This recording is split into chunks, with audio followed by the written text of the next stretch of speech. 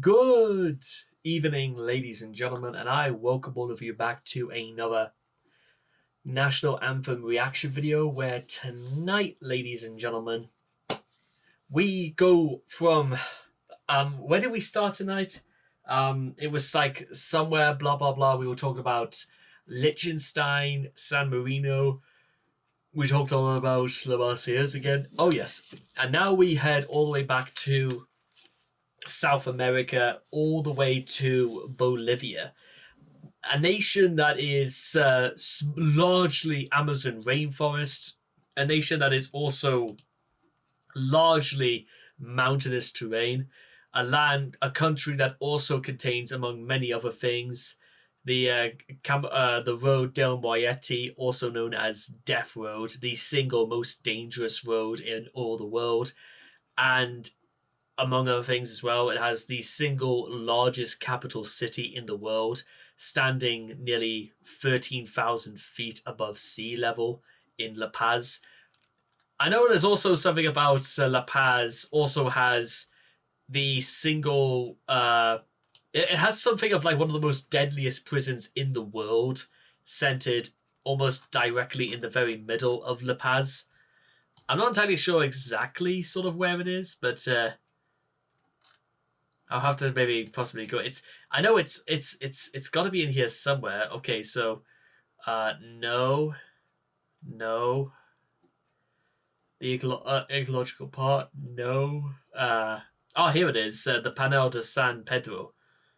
So yeah, it's basically somehow just like it's like slap bang in the middle of a city that's sort of like run entirely by people on the inside, because I don't know if it's just down to Bolivia's economy or whether or not it's just sort of completely overrun by an enormous cavalcade of like cartels, or just politicians just don't give a shit whatsoever. I mean, one of these, there's got to be some parts of it have got to be like true at some point, but from what I've observed is that actually that looks pretty nice. Is that it's with quite a lot of other nations that we've covered throughout this region of South America, is that it's largely almost entirely like covered or distributed by the scale of the Andes, or rather just the mountainous terrain that goes basically from when you leave La Paz all the way down to the across here to Chile, and basically the Andes covers most of like northern Chile, southern Peru, western La Paz, western Bolivia, and you also get stunning lakes and snow-covered hills. And again, this is only just like one, like possibly only really a quarter of Bolivia, and most of it is covered entirely by the Amazon rainforest. But that doesn't mean to say that, to be honest, civilization has not in some way flourished in this part of the world. But it is also... I think it's also really, really nice, the fact that it's actually... I don't know exactly how safe it is to like live in like La Paz, or live at least in this part of Bolivia. But I will say is that it does look actually quite nice. I mean, again, it's for a nation, for not necessarily the richest nation in the world, it certainly at least has a touch of very real modern civilization. Just maybe it's just owing to the density of its population and how it's almost sort of reconvened entirely in La Paz. But I don't know. That's probably one of the most interesting aspects, and how you even have just other aspects as well, like this Sherpa, or possibly this farmer, just looking over this entire lake. You're possibly over 10,000 feet above sea level. I'm gonna gather it's some form of lake, because I know that La Paz is this. Bolivian Hicus lithium resources estimated 23 million tons just in lithium, just right here. And then, of course, as well, you do get wild flamingos just before coming to Chile. If we just I know that I've never actually seen like flamingos in the wild, but I do know that it's at least in this part of the world they frequent and stuff like that. It almost reminds me of that of like this family of like 6 geese that live in Bolden, which is just like about 20 miles from home, and those geese have survived an entire pandemic better than anybody else has. And can you see that right there, ladies and gentlemen?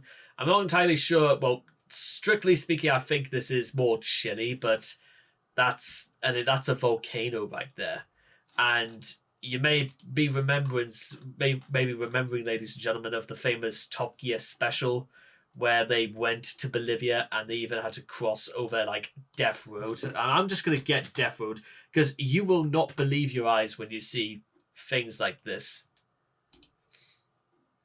That's basically on the face of a mountainside.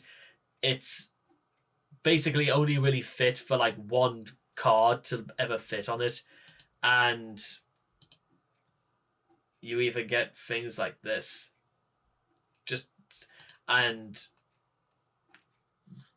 again, I don't know how you can even have like be calm about that when you basically death is entirely on one side, and yeah, confrontations like this are like never good.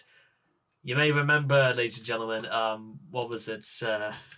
Where I know if I can't really show like the clip of it, of anything like that, but yeah, I'm not entirely. I'm not 100% convinced in my mind that Clarkson ever thought he was ever going to cross this, because, oh my God, look at that! I mean, I know Range Rovers are not necessarily renowned for being the smallest cars in the world, but he's right. Just the difference in size, and look how Clarkson really is just making sure everything goes to plan. And I know a lot of people could say they probably did this for dramatic effect, but there's nothing you could say that's like scripted that could have made this any less terrifying. Because I remember when I watched that and I was like 11 years old, and I was like on the edge of my seat stuff for an 11-year-old at the time. So in terms of like just everything else I wanted to cover across, I think that's mostly about it. Now, if there's like anything else I probably need to like cover as well, I'm certain I'll be able to be informed when I come to do the translation for this video. And with all that being said and done, please rise for the national anthem of Bolivia.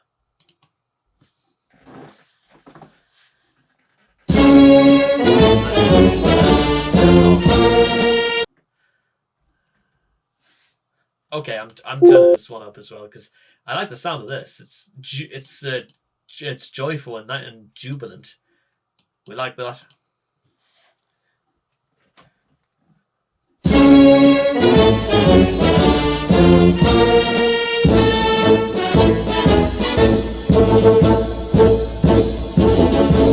Bolivianos, el Hado Propicio, por nuestros votos de arreglo, que sea libre este suelo, gracias por su servir y condición. Al estruendo marcial que hay en fuera, al clamor de la guerra horroroso, síguelo y encontraste armonioso, dulces himnos de paz y de amor. Síguelo y encontraste armonioso, dulces himnos de paz y de amor. De la patria, del alto nombre, en glorioso esplendor, conservemos y en sus alas de procuremos, morir antes que esclavos vivir, morir antes que esclavos vivir, morir antes que esclavos vivir.